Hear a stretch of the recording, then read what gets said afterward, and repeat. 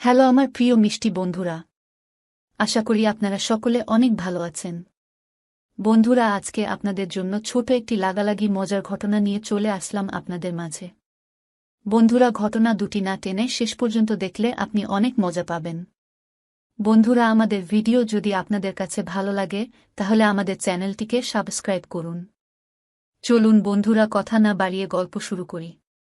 রায়হানকে দেখে পাখি কিছুটা ভ্রু কুঁচকাল। তোমার সাথে কিছু কথা ছিল।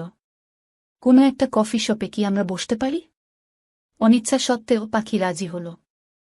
আর যাই হোক, পাখি অভদ্র নয়, তাই ভদ্রতার খাতিরে রায়হানের সাথে গেল। কফি শপে বসে রায়হান 2টা কোল্ড কফি অর্ডার করল। পাখিকে জিজ্ঞেস করল, আর কিছু খাবে নাকি? পাখি না সূচক মাথা নাড়ল। আমার একটু তাড়া আছে ভাইয়া। কি বলবেন, তাড়াতাড়ি বললে ভালো হতো। রায়হান ও ভনিতা না করে শুরু করল। আসলে ইরামের ব্যাপারে কিছু কথা ছিল। ভাইয়া প্লিজ, আপনার বন্ধুর হয়ে সাফাই গাইবেন না দয়া করে। আমার শুনতে ভালো লাগবে না। ওর নামে সাফাই দেওয়ার কিছু নেই। তোমাকে শুধু কিছু সত্যি কথা বলতে চাই, কারণ তুমি যা জানো তার পুরোটা সত্যি না। আংশিক সত্যি খুব ভয়ঙ্কর হয়। আর ইরামের স্ত্রী হিসেবে ওর অতীতটা তোমার জানার অধিকার আছে, আর সেটা অবশ্যই সত্যিটাই। পাখি চুপ করে আছে। রায়হান ভার্সিটি লাইফের শুরু থেকে নীলার সাথে যা যা হয়েছে তার সবটাই পাখিকে বলল। আর পাখির সাথে দেখা হওয়ার আগে থেকেই নীলার আর ইরামের সম্পর্ক খারাপ হয়ে যায়। সব কথা পাখি শুধু চুপচাপ শুনেছে। উত্তর করেনি কোনো। সবটাই তুমি শুনেছ। এখন তোমার বিচারে যদি ইরাম প্রকৃত দোষী হয় তবে তুমি যা শাস্তি দিবে সে সেটার যোগ্য। পাখি আর কোনো কথা না বলে উঠে চলে গেল। খুব অস্থির লাগছে পাখির। মানুষটাকে ঠকানো হয়েছে ভেবে খারাপ লাগছে তার। আবার এটা ভেবে রাগ লাগছে, তার সাথেও তো খারাপ হয়েছে। পাপ তো একটা উনি করেছে। পাখির দিন ঠিকঠাক চলে গেলেও কোথাও যেন একটা ফাঁকা রয়েই যাচ্ছে। বুকের ভিতরটা যেন খালি খালি লাগে। ভাবে ওই খাটাসটার জন্য কি অসম্ভব, ওর জন্য পাখির কেন খালি খালি লাগতে যাবে? মোটেও না, হয়তো পড়াশোনার চাপেই এমন হতাশা কাজ করে। এদিকে ইরামের একটা দিন একটা বছরের মতো লাগে। শুধু দিন গুনছে কবে দেশে ফিরবে। তার প্রাণ পাখিটা যে ওখানেই রয়ে গেছে। কত শত ফোন মেসেজ যে করে রেখেছে তার কোনো রিপ্লাই নেই। দেখতে দেখতে 5 মাস কেটে গেছে। প্রতিদিনের মতো পাখি কলেজ থেকে এসে ফ্রেশ হয়ে খেতে বসেছে। মমতাজ বেগম পাখির পাশে বসে মিটিমিটি হাসতে। উনার আচরণ পাখির বোধগম্য হল না। তাই জিজ্ঞেস করে, কি আন্টি, তোমায় কি জিন ভূতে আছর করেছে নাকি? রহিমা খালাও হাসছে। কিছুই বুঝতে পারছে না পাখি। মমতাজ বেগম, ঘুমাবি? মাথা ধরেছে খুব। যা ঘুমা, বলেই উনি হাসতে শুরু করেছে। সত্যি করে বলো তো, তোমার কি হয়েছে আন্টি? পাগল টাগল হয়ে গেলে নাকি? আচ্ছা, তোমার কি শরীর খারাপ করেছে? বলেই উনার কপালে হাত দেয়। ডাক্তার বউ বিয়ে করিয়েও জ্বালা বুঝলে রহিমা একটু খুশি থাকলেও ভাবে অসুখ করেছে। বলেই আবার দুজন হাসতে শুরু করে। বোকা আন্টিটা আমার, বলে মমতাজ বেগমের গলা জড়িয়ে গালে একটা চুমু দিয়ে নিজের ঘরে চলে যায়। ওর রুমে গিয়ে পাখি শুয়ে পড়ে আর কিছুক্ষণের মাঝেই ঘুমের রাজ্যে পাড়ি জমায়। পাখির ঘুমন্ত মুখটা পাখির পাশে শুয়ে শুয়ে ইরাম দেখছে। কতটা নিষ্পাপ, কতটা পবিত্র তুমি। খুব করে তোমায় ছুঁয়ে দিতে ইচ্ছে করছে। ঘুমের মাঝে তোমায় আরও বেশি মায়াবী লাগছে। বাতাসে পাখির চুলগুলো এলোমেলো হয়ে মুখের উপর আছড়ে পড়ছে। আলতো হাতে মুখের উপর থেকে চুলগুলো নিয়ে কানের কাছে গুজে দেয়। পাখি হালকা কেঁপে উঠে। চোখ দুটো আদো আদো খুলে দেখে ইরাম তার পাশেই শুয়ে আছে। মিষ্টি হেসে দুহাত দিয়ে ইরামের গাল দুটো চেপে ধরে অভিমানী দৃষ্টিতে তাকিয়ে আবার চোখ বুজে নেয়। পাখির এহেন কাণ্ডে ইরাম ব্যাবাচ্চাকা খেয়ে যায়। কি হলো এটা? পাখির একটা হাত গাল থেকে নামিয়ে ইরাম তার বুকে চেপে ধরে কিছুক্ষণ ওভাবেই শুয়ে থাকে। ফ্যানের বাতাসে পাখির চোখের পাপড়িগুলো কাঁপছে। ইরাম অপলক দৃষ্টিতে তা দেখছে। এই প্রথম ইরাম পাখিকে এতটা কাছে থেকে দেখার সুযোগ পাচ্ছে। ঘুমের মাঝেই পাখি এক গালে হেসে ওঠে। মায়াপরি একটা। আর কতক্ষণ ঘুমাবে? এবার তো উঠো। ইরাম পাখির মুখের উপর আলতো করে ফু দেয়। আবারও এক গাল হেসে পাখি চোখ খুলে। দুষ্টুমি করছেন কেন? প্রতিদিন এভাবে কেন জ্বালান আমাকে? ইরামের নাক টেনে ধরে কাছে থাকলেও জ্বালান আর দূরে গিয়েও শান্তি দেন না। বলে গালে হালকা একটা চাপড় মারল। ইরামের কিছুই বোধগম্য হচ্ছে না, কি বলছে পাখি এসব? পাখির গালে হাত রেখে আস্তে করে ডেকে বলে, পাখি কি বলছো তুমি? ঠিক আছো তো?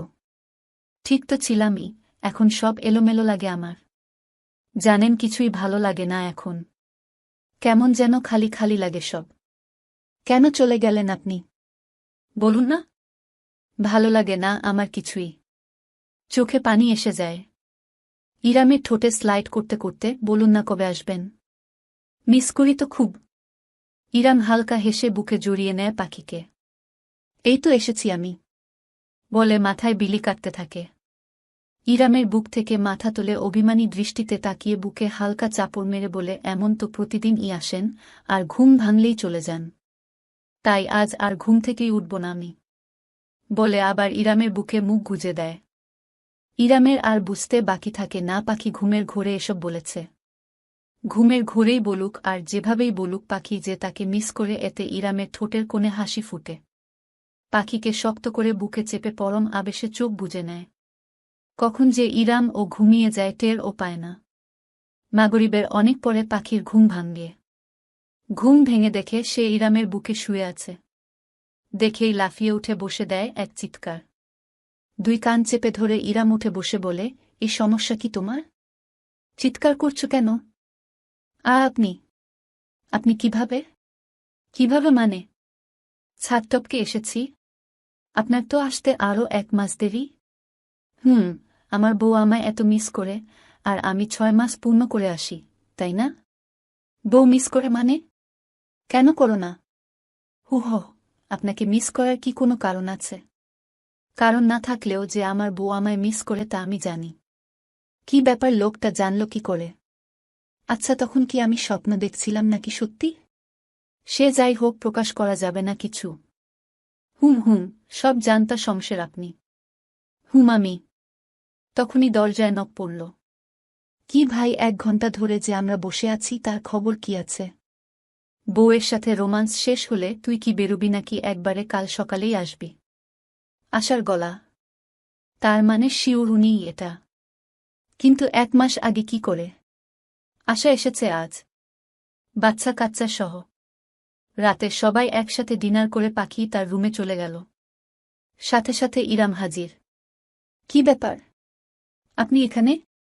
তো কোথায় থাকব? কোথায় থাকব মানে? আপনার রুমে। বউ নাই, আমি ওখানে একা একা কি করব? আজাইরা প্যাচাল বাদ দেন, কিসের বউ বউ করছেন? বউকে বউ বলবো না তো কি শালি বলবো? ওহো, আমার তো একটা শালিও নাই। ওকে একবার বউ বলবো, একবার শালি বলবো। চলবে? কি বাজে বকছেন? যান তো এখান থেকে। অফ যান বললে। জানটাই ঠান্ডা হয়ে গেছে আমার। বুকে হাত দিয়ে। আপনি কি লন্ডন থেকে পাগল হয়ে এসেছেন? গিয়ে পাগল হয়ে গেছি। বউয়ের বিরহে পাগল। আবার বাজে বকছেন। যান এই ঘর থেকে। যেতেই তো চাইছি। চলো। আমি কেন যাব? তুমি কেন যাবে মানে? এটা তোমার ঘর না। আমার ঘরই তোমার ঘর। আপনার ঘর আমার ঘর। মনে নেই প্রথম দিনের কথা? ইরামের মন খারাপ হয়ে যায়। পাখির কাছে এসে যেই না হাত ধরতে নেই, পাখি চেঁচিয়ে উঠে, এই একদম না। চোখ রাঙিয়ে। ওকে, চলো তো এবার। ভয় পেয়ে দুপা পিছিয়ে। অসম্ভব যাব না আমি। পড়া আছে আমার, জান বলছি বলে ধাক্কা দিয়ে বের করে দরজা লাগিয়ে দেয়। ইরাম গাল ফুলিয়ে কিছুক্ষণ দাঁড়িয়ে থেকে নিজের রুমে চলে যায়। আশা সব দেখে। কিছুক্ষণ পরে এসে পাখির রুমের দরজা ধাক্কাতে পাখি চেঁচিয়ে বলে, আবার এসেছেন? বের না করে দিলাম। আমি আশা, দরজা খুলো। ওহ, খুলছি। জিহবায় কামড় দিয়ে। দরজা খুলে পাখির চোখ কপালে। আশা বালিশপত্র নিয়ে হাজির। কি ব্যাপার ছোট আপা, তুমি বালিশ নিয়ে কই যাও? ঘুমাবো এখানে, তুমি ভাইয়ের ঘরে যাও তো পাখি। কিন্তু আপা। ওহ, এখন বাপের বাড়ি এসে একটু আরামে ঘুমাতেও পারব না, তবে যাই, তবে আম্মার রুমের ফ্লোরে গিয়েই ঘুমাই। মেকি রাগ দেখিয়ে। এই না আপা, তুমি এখানেই ঘুমাবে। আমি যাচ্ছি বলে ল্যাপটপটা নিয়ে বেরিয়ে যায়। আশা মুচকি হাসে। পাখি ইরামের রুমে ঢুকে ঘটঘট করে বেলকনিতে চলে যায়। তা দেখে ইরাম মুচকি হাসে। পাখি তবে ফাঁদে পা দিলে।